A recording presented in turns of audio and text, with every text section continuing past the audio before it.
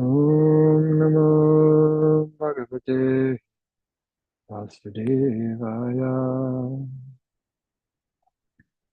Narayanam Namaskritya Narajayava Narottamam Devim Saraswatim Vyasam Dodayam Madhirayet Ashtaprayesha Vabhadreshu Nityam Bhagavata Sevaya Bhagavate Uttama Shloke Bhakti Bhagavati Naishtaki.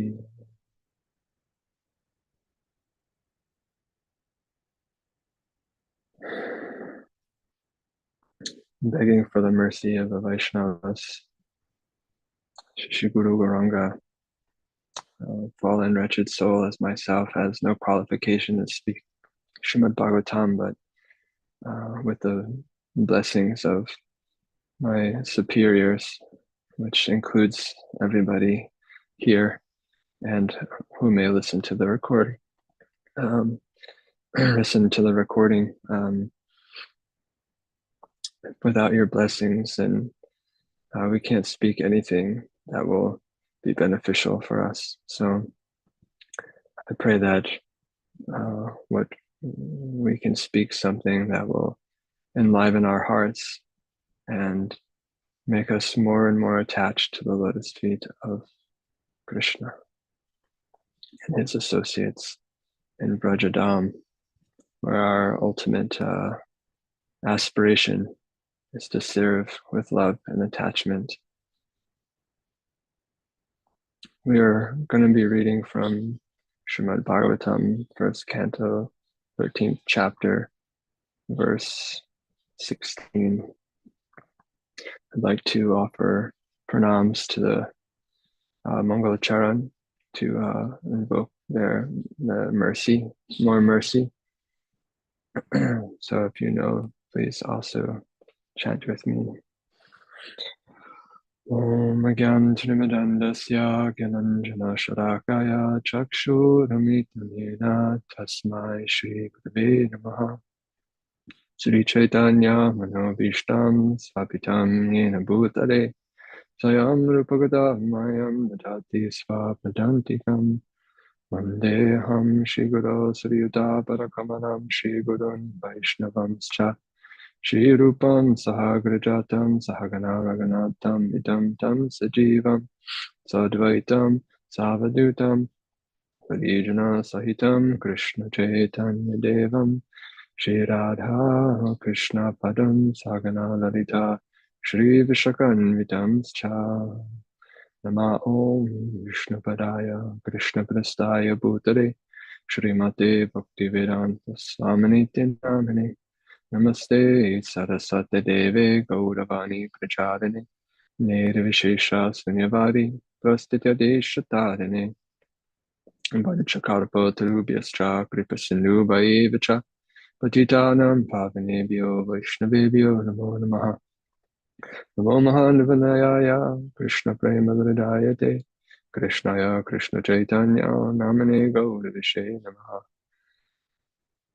He Krishna Karuna Sindhu Dinabandhu Jagatpate Gopisha Gopika Kanta Radha Kanta Namostate Bhakta Kanchana Gaurangi Radhe Vrindavaneshwari Vrishabhanu Stute Devi Pranamami Hari Priya Ayo Sri Krishna Chaitanya Prabhu Nityananda Shri Advaita Gadadhar Shivasadi Gaura Bhakta Vrinda Hare Krishna Krishna Krishna Hare Hare Hare Rama Rama Rama Hare Hare Hare Krishna Krishna Krishna Hare Hare Hare Rama Rama Rama Hare Hare Hare Krishna Krishna Krishna Hare Hare Hare Rama Rama Rama Hare Hare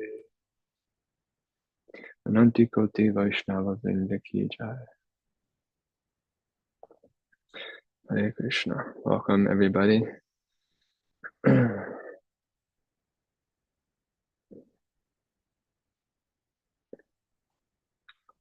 The verse for today, 113:16.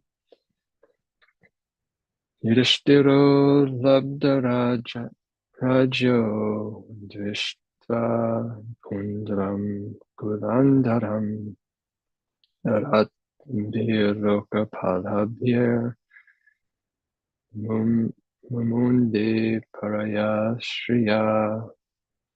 Yudhishthiro labda rajo drishtva putram kulandharam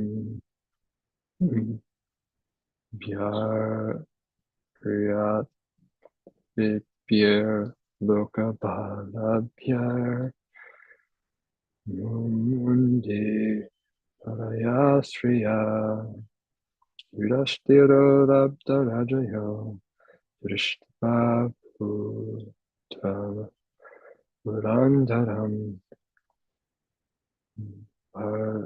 Bharatyabhir Lokapalabhir Mundi Parayasriya.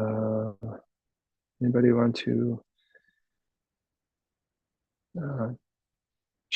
recite the verse? Please unmute and do as you'd like.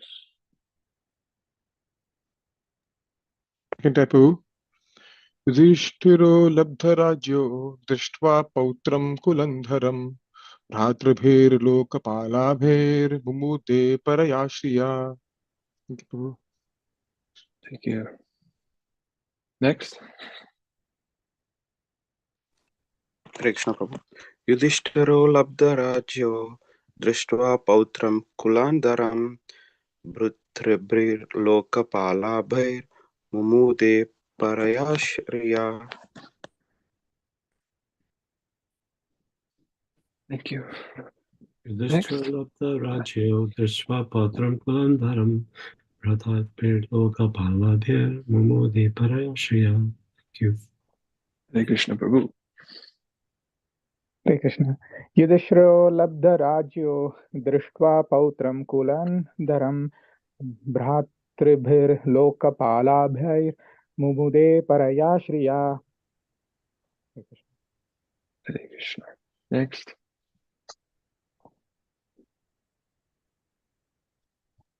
Yudhishthiro labdha rajyo drishva pautram kulandharam pratribhir lokapalabhair mumude parayashriya. Haribo.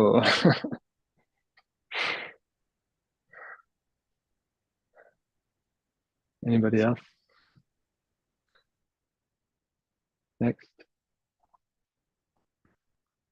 When I'm sharing my screen, I can't see who else is there, so. Oh, you're not sharing a screen, Prabhu. What? You're not sharing a screen. I'm not? No. Oh. Krishna Govinda. Mati, we're reading from first canto, chapter 13, verse number 16. I'm sorry. I didn't realize I wasn't sharing my screen. Everybody knows the verse by heart. It's amazing. Sorry, Prabhus.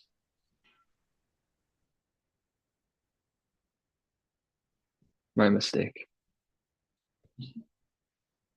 Yudhishthiraha. Yudhishthira. Or is there anybody else who wants to chant now that I'm sharing the screen? Yudhishthira labdharajyo drishta pautram kulandharam bhratribhir lokapalabhair mumude parayashriya. Thank you, Prabhu. Hare Krishna. Hare Krishna. Anyone else?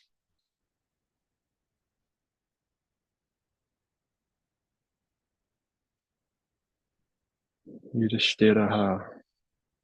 Yudhishthira. Labda Rajayaha.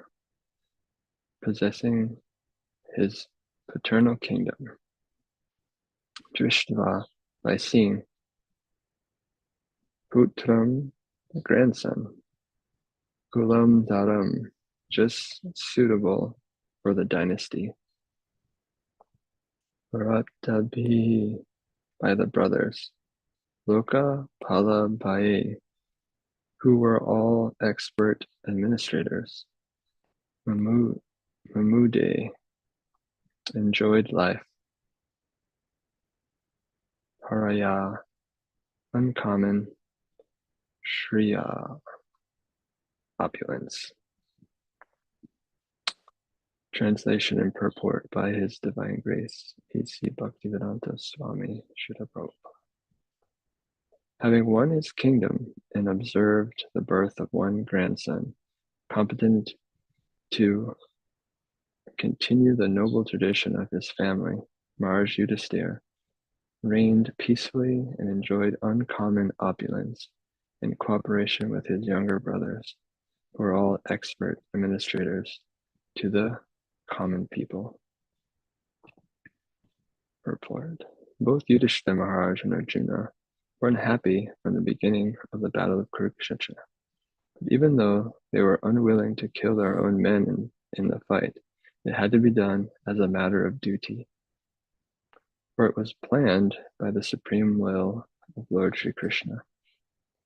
After the battle, Maharaj Yudhisthira was unhappy over such mass killings. Practically, there was none to continue the Kuru dynasty after them. The Pandavas, the only remaining hope.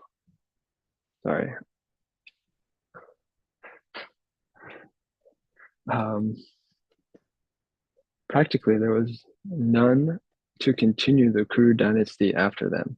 The Pandavas, the only remaining hope was the child in the womb of his daughter-in-law, Uttara.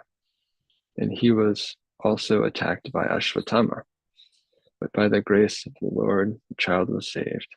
So after the settlement of all disturbing conditions and reestablishment of the peaceful order of the state, and after seeing the surviving child, Parikshit, well satisfied, Maharaj Yudhisthira felt some relief as a human being, though he had very little attraction for material happiness, which is always illusory and temporary.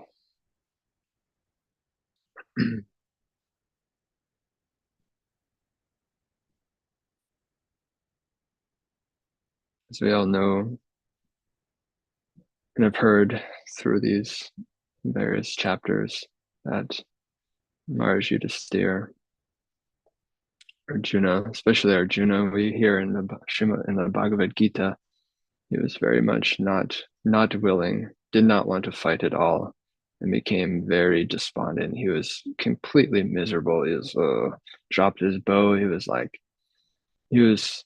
in serious anxiety, and Krishna spoke all of Bhagavad Gita to help him understand what his duty was and what would be pleasing most for Krishna.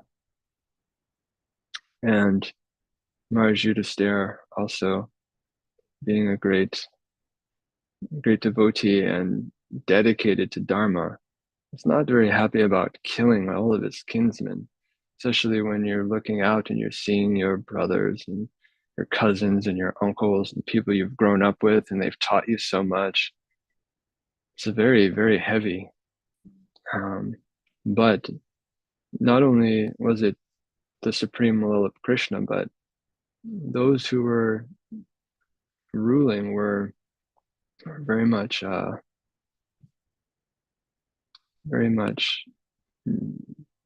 demoniac. They were more interested in their own personal agendas rather than caring for everybody. So Yudhishthira and his brothers, from a very young age, I don't know what age they were, but they were quite young when their father had died, and their father had two wives. One was Kunti, who we heard the beautiful prayers of earlier in Srimad Bhagavatam. I don't remember the other wife's name, but she had, do you remember Dhanraj Prabhu? Madri. So Madri and Kunti, in those days, the tradition was to jump on the fire. The wife would enter the fire due to separation from the husband. They both wanted to do it, but Majri told Kunti, you should stay back and care for our sons, the five Pandava brothers who had just lost their father and their mother, one of their mothers, and now they're under the shelter of Dhritarashtra. Dhritarashtra, being the older brother but blind, was unable to rule the kingdom. First tradition, I suppose. I don't know the details of that, but he was not able to, and some envy there. He was like, I was supposed to be the king. It was supposed to be me, but my brother took it, and now he's gone, and I have my 100 sons, and I'm ruling. So why don't my sons take over the kingdom rather than my brother's sons? He was supposed to just be sitting on the throne for a temporary time, like regent, like king regent or something. But Duryodhana talked him into it because he was envious and wanted to enjoy the kingdom. So throughout the years of the Pandavas growing up, so many trials and tribulations they had. The first things that I'm remembering were they lost in a gambling match, right, and had to go to the forest for 14 years. They were in a house that was built of lac that got set on fire, and they had to run off and hide. So many things. Draupadi was once they married, the five Pandavas married Draupadi. She was a part of the family now, and she was in the assembly, and she was being disrobed, dishonored in the assembly of personalities. How much tribulations, and just even think like Yudhishthir and the five brothers, they're kings, they're Kshatriyas, and they're having to like live very simply and have no one to rule. Though they were going around, they were protecting people, so they were able to utilize their Kshatriya nature to protect people. But still, their dynasty were kings of the whole world. So the difficulties in navigating such tribulations, I can barely imagine how that may be. But through all the time, they had Krishna in their hearts, and Krishna was there physically too, visiting them, protecting them, and Draupadi was being disrobed. She threw her hands in the air and called, Govinda, Govinda. So she tried to plead to other people in the assembly first. Krishna was in Dwarka. He was very far away. Hey, Govinda. Hey, Gopal. Just imagine the depth of heart that she was chanting in complete surrender. We have that opportunity every morning. We're chanting our japa, but sometimes I hear devotees and I experience sleepiness or distraction. Maybe if we were being disrobed, we'd be able to chant like that too, but I don't know. But this is a good example. She sets a wonderful example for us of calling from the heart when we're chanting. And Krishna, he appeared in the form of a sari that was unlimitedly long. No matter how much Dushasan was pulling that sari, he couldn't find the end. So this is Krishna. This is Krishna, always protecting his devotees in whichever way. But if you didn't have proper vision, one can mistake when Krishna's hand is there. There's an interesting story where there's a big flood in a village, and I don't know where this story comes from, but I've heard it, and it's a good example of how the Lord appears in whichever way. There's a big flood, and and it's starting to take over the town, and everybody's fleeing away, and there's one person who didn't have a vehicle just climbed to the roof, and somebody else was down there saying, "Oh, come with us, we'll get out." He says, "No, God will save me." Okay, whatever. And they take off, and now the water is filling higher and higher, and someone with a boat comes by and says, "Hey, jump on, we'll take you to safety." And he says, "No, God will save me." And then the boat, okay, goes off, and then like a helicopter or something comes, "Hey," drops down a ladder, "Climb on." "No, it's okay, God will save me."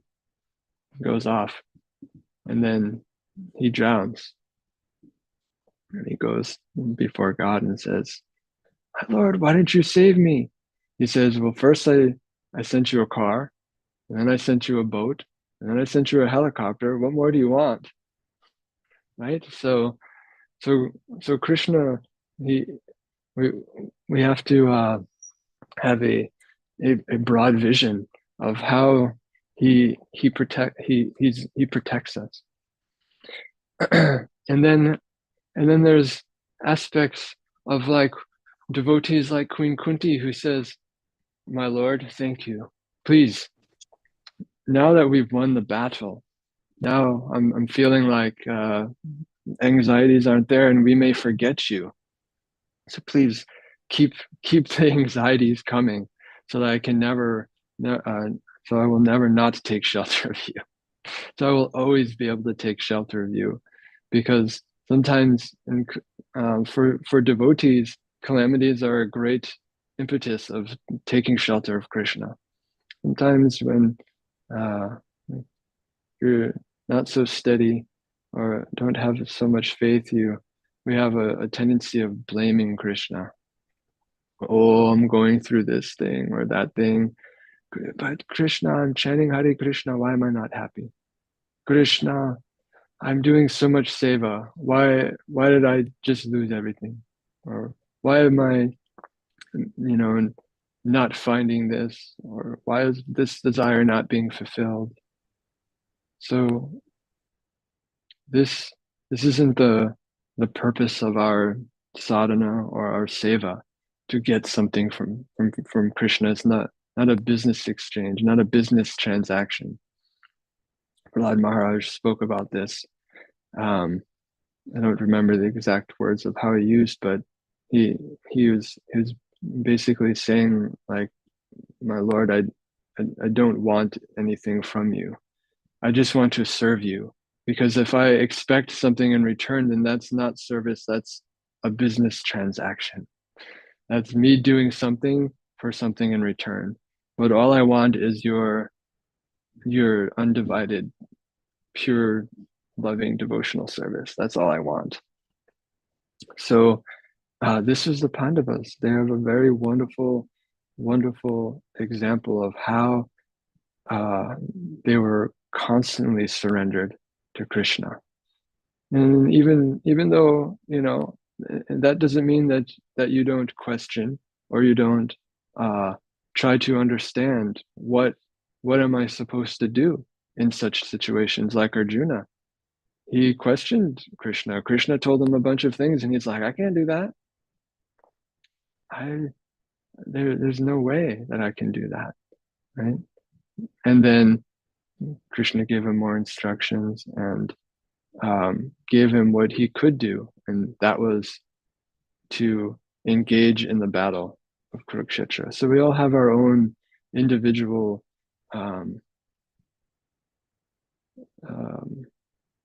natures that we can utilize in the service of the Lord. And through hearing about the pastimes of the devotees and seeing how they relate to the Lord, we find some inspiration and impetus to engage in his devotional service.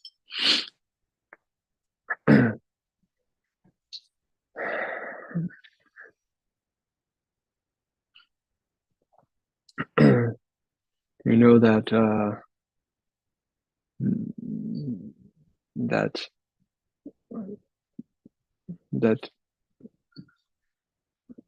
Ashvatthama, for those who may not know, I don't know who else is on the call, but for our purification, the Ashvatthama, he went into the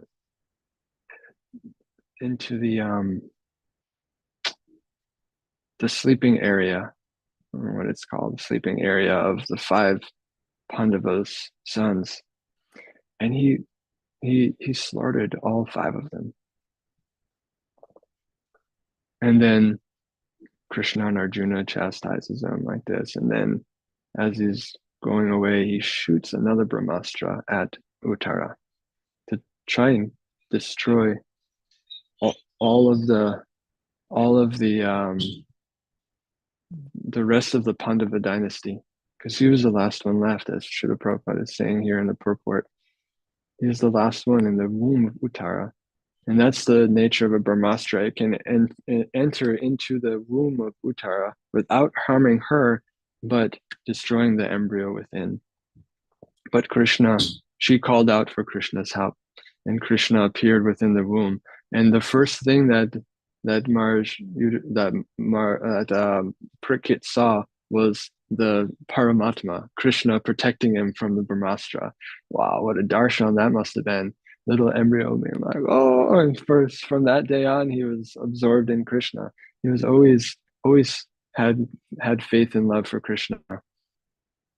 So can you imagine your 5 sons just were killed? And you know that Krishna is the supreme controller.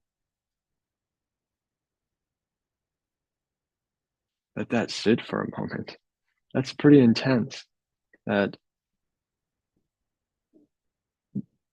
they weren't fazed because they knew it was the plan of Krishna for some reason, somehow or other. Whether it's my own karmic, that I'm having to experience this, or it's for some other purpose, for Krishna's desire. But what pleases Krishna? Whatever pleases Krishna. That is devotee. Devotee isn't interested in, as like Krishna, like Prabhupada is saying here, although he had very little material happiness. They didn't look for material enjoyment. They weren't serving Krishna to gain some happiness or to gain the peacefulness. They were serving Krishna because they loved Krishna. This is the mood of the pure devotees, and this is the mood that Srimad Bhagavatam is trying to teach us.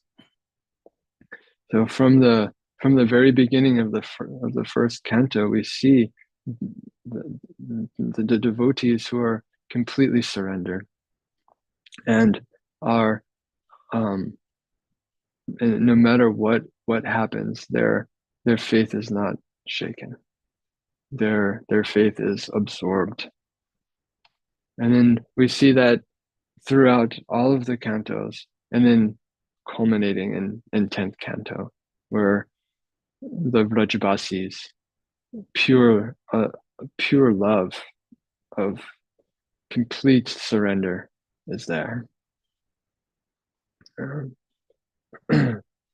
So we have so many wonderful examples of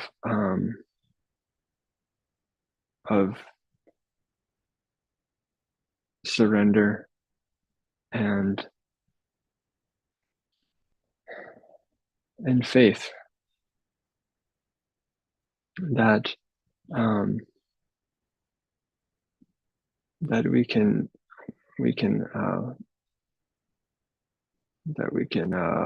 find inspiration from, find instruction from, and carry on in our devotional life. So whatever miseries come, that is the nature of the material world. The material world is plagued by Adhyatmaka, Daivaga, Bodhika.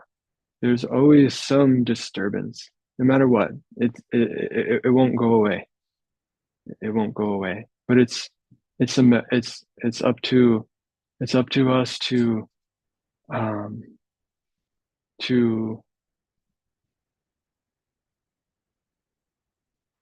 channel our own energies and our own tendencies to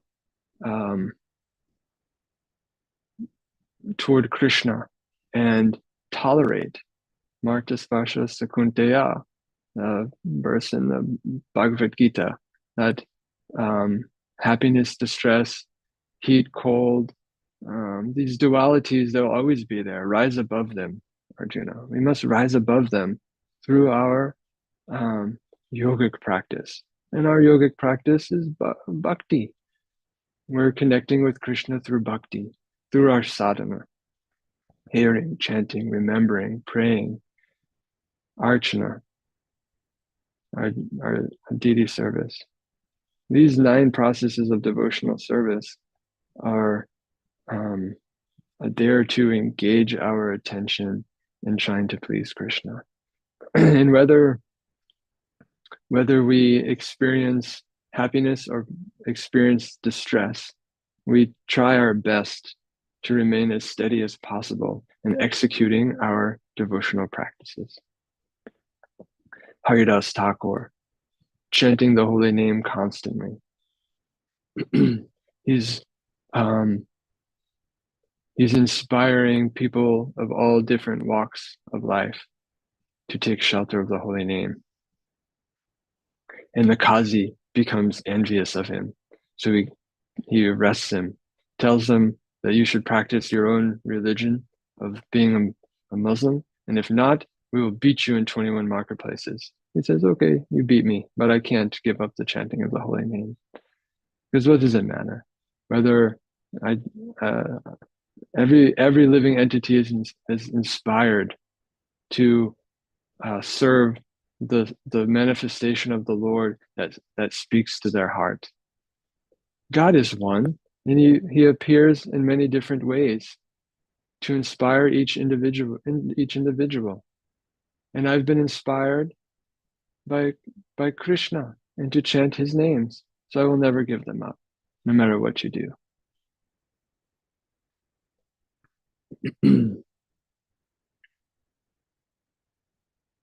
Sanatana Goswami, he was a big minister of the Mughal ruler. He's very wealthy, gives up everything, surrenders to Lord Chaitanya, goes to Vrindavan, is performing bhajan, very intense bhajan, hardly eating, hardly sleeping. Krishna's pastimes are manifesting in his heart as he's chanting Hare Krishna, Krishna Krishna, Hare Hare, Hare Ram, Ram Ram, Hare Hare. The deity of Madan Gopal appears and he's serving him. He desires, I want to go to Jagannath Puri to see the Lord Chaitanya. And so he drinks some water and he breaks out with these oozing, painful, and itchy sores all over his body. And he's miserable. Oh my gosh. I can't tolerate it. It's so bad. Right? But he continues on with his service. Even though Lord Chaitanya embraces him, he's like, oh, my Lord, stop embracing me. I can't bear these oozing sores touching your body. And there's blood and pus on Lord Chaitanya's body. He's like, I can't tolerate it. Can't tolerate it. And Lord Chaitanya, after some time, embraces him and completely heals him.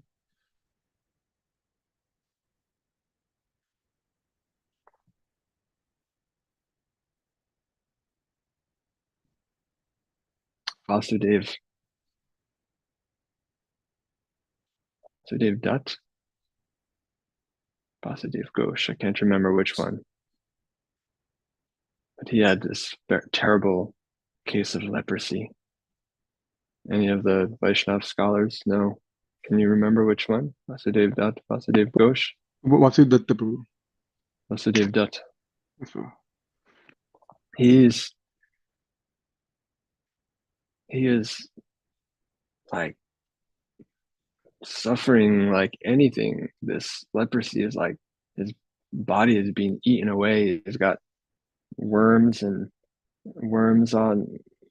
falling out, and then he's so compassionate though. He's seeing each worm as an individual living entity, and that this body is not meant for my enjoyment. So he picks it up and puts the worms back in the source. Can you believe it? And he travels he heard Lord Chaitanya is coming.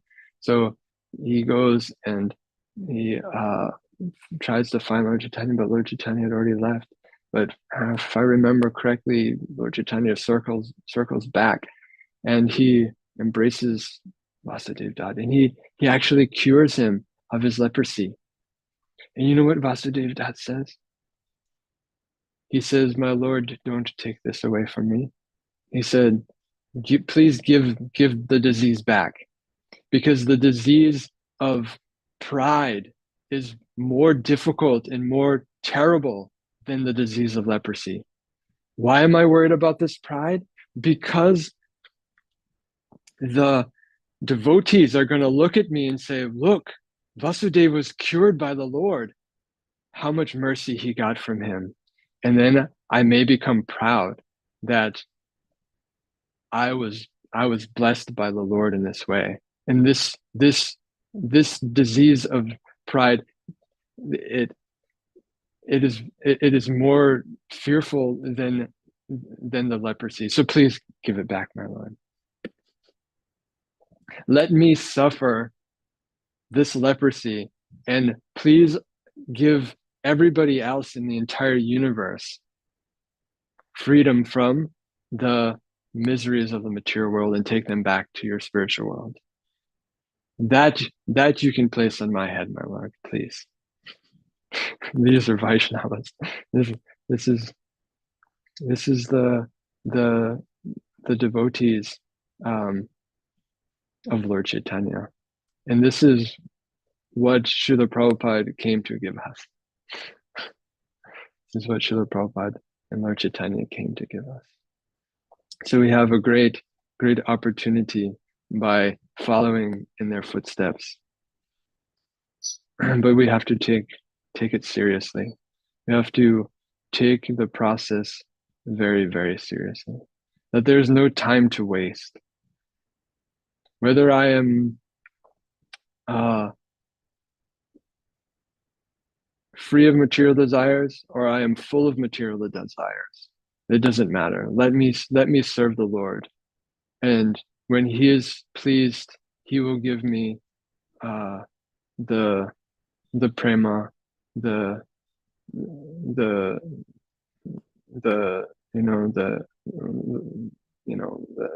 goal of life. But let me just please Him by engaging in whatever service He's given me. How do we know what service He's given us? By taking shelter of Guru. We take shelter of Guru Guru engages us in the process of sadhana, of bhajana kriya. And by sadhu sangha, and very seriously and heartfeltly engaging in the holy name, chanting the holy name, studying Srimad Bhagavatam with the devotees, worshipping the deity, and taking shelter of the Dham. These 5 very potent practices, these 5 potent limbs of bhakti, and whatever other 64 limbs that are in nectar of devotion, Bhakti Rasamrita Sindhu, we feel attracted to doing. But these 5 are most potent. We try our best to engage our minds and our hearts. We have to engage the mind. The mind must be employed in the service of the Lord. Because otherwise, the mind is the best friend or the worst enemy, and it drives us away. Once we catch the mind, then this is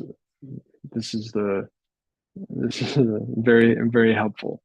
But the mind is obstinate, so we must continuously engage it in Hari Katha and Hari Kirtan, so that it becomes conditioned to remember the Lord's name, the Lord's pastimes, His qualities. So Srila Prabhupada gave us so much literature and so much engagement.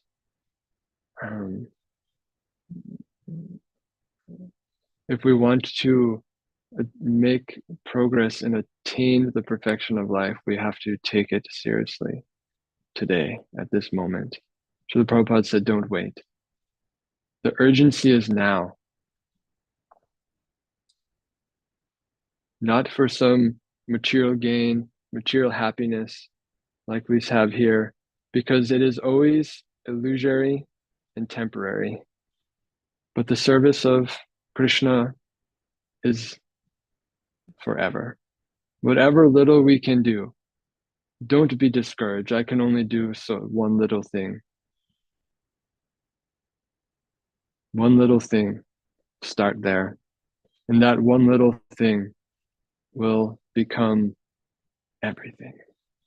It'll take over your life in due course of time. But if we have the capacity to do more, do more.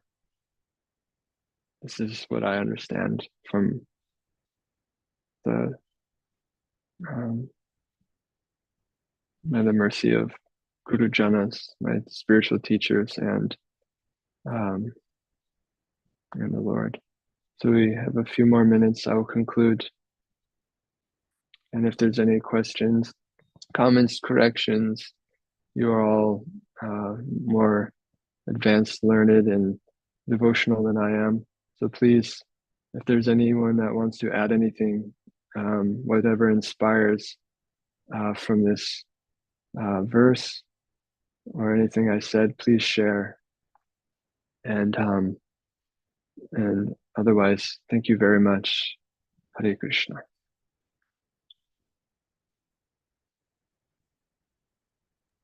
Hare Krishna, thank you, Bhagavatam. A nice lecture. Would anybody like to comment or ask questions? Hare Krishna Prabhuji, Dhanat Pranam, Jai Shri Prabhupada. So I just want to comment that it was a wonderful lecture.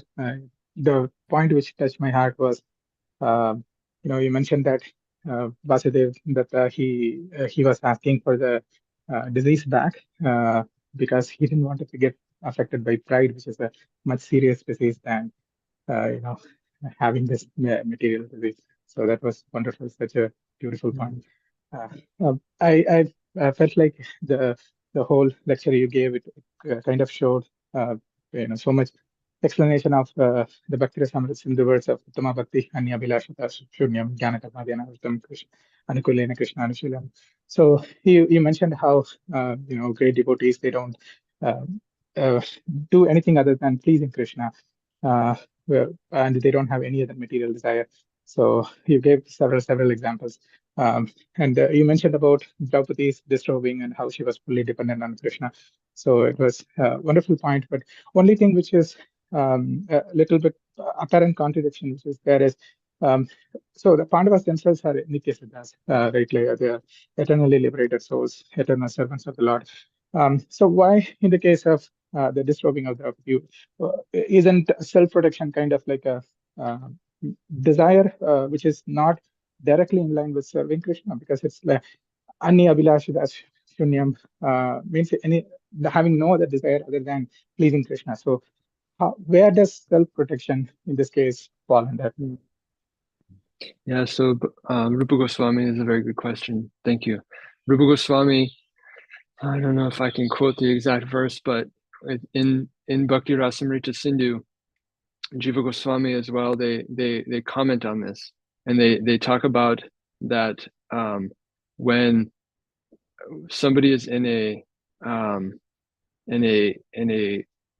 precarious situation, death is about to happen or something like this with Draupadi, to call out, "Oh Krishna, save me!" This is a natural thing, and this will not make any issue in this. Doesn't neutral or take away from the pure bhakti, because this is a natural condition, kind of like what Srila Prabhupada is explaining when the Pandavas lose their sons and they're crying. He says this is a natural thing. This is natural. This isn't attachment on the bodily material platform. Now, if they were to give up their bhakti and lament for the rest of their lives, now that's different, right? Or every time some minor inconvenience happens, "Oh Krishna, why are you doing this to me?" That's different. But a car is about to hit you, "Oh Krishna, save me," and the car stops, right? "Oh, thank you Krishna, okay," you go on, you're always protecting me, thank you, like something, let me continuously serve you always. That's a completely different. Does that make sense? Yes, Prabhuji. Yes, Prabhuji. Thank you so much. Yeah, so if you study Bhakti Rasamrita Sindhu, that I don't know if Prabhupada talks about it in the Nectar of Devotion, if he touches on that aspect or not, I can't remember. But I know for sure there's a verse in Bhakti Rasamrita Sindhu that talks about that particularly. And he says, and they say, Jiva Goswami, and in the commentary, he expands on it a little bit, and that is not an issue. So it's anyway, I think I explained it enough. Yeah, if you can look it up also. Anything else?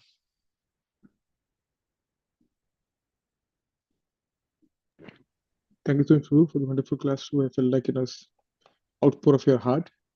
It really, especially the last part point mentioned that it be more serious, right? To show seriousness to bhakti to attain the goal. And that, yeah, thank you so much for putting on heart and sharing the wonderful realization. Thank you. Thank you, Prabhu.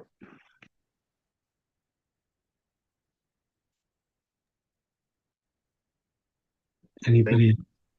Jai Prabhu. Hare Krishna. I hope you're well and having a wonderful time in New Dwarka. Thank you, Prabhuji. Very nice time. Thank you. Nice association, nice katha. I'm grateful. Thank you. Thank you.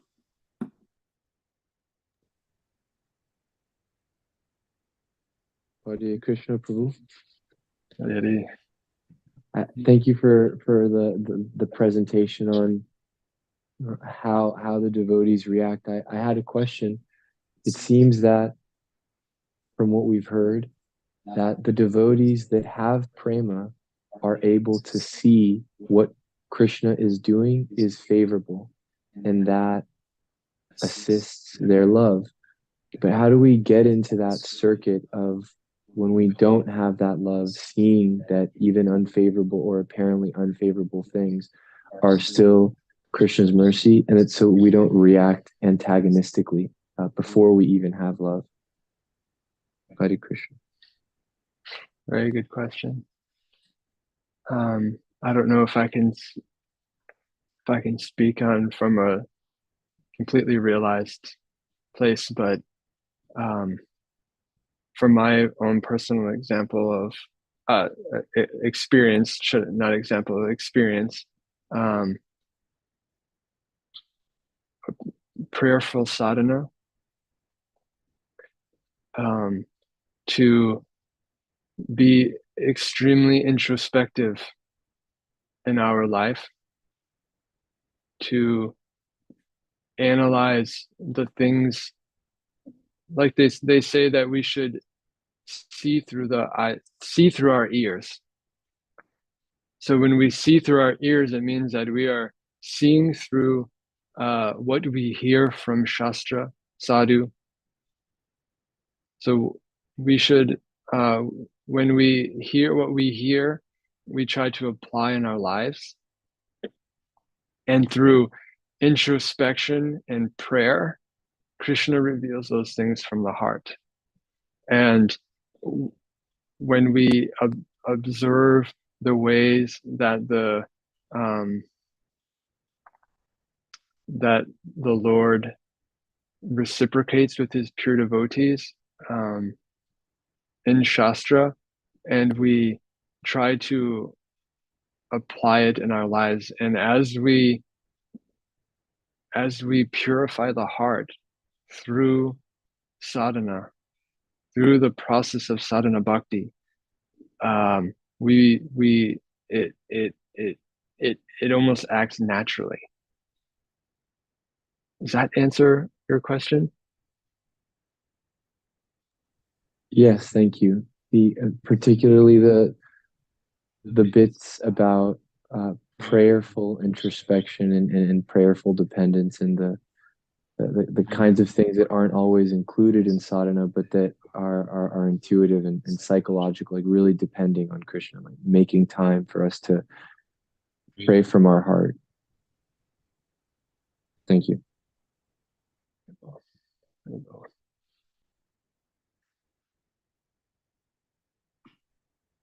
Anybody else have anything? We have a few more minutes. Anything to add, anybody? We have some very learned Vaishnavas here, very sincere Vaishnavas on this call, so please share. Anybody share?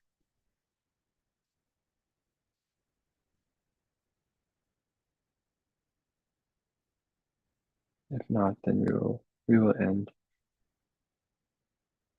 few minutes early. But Thank you for speaking.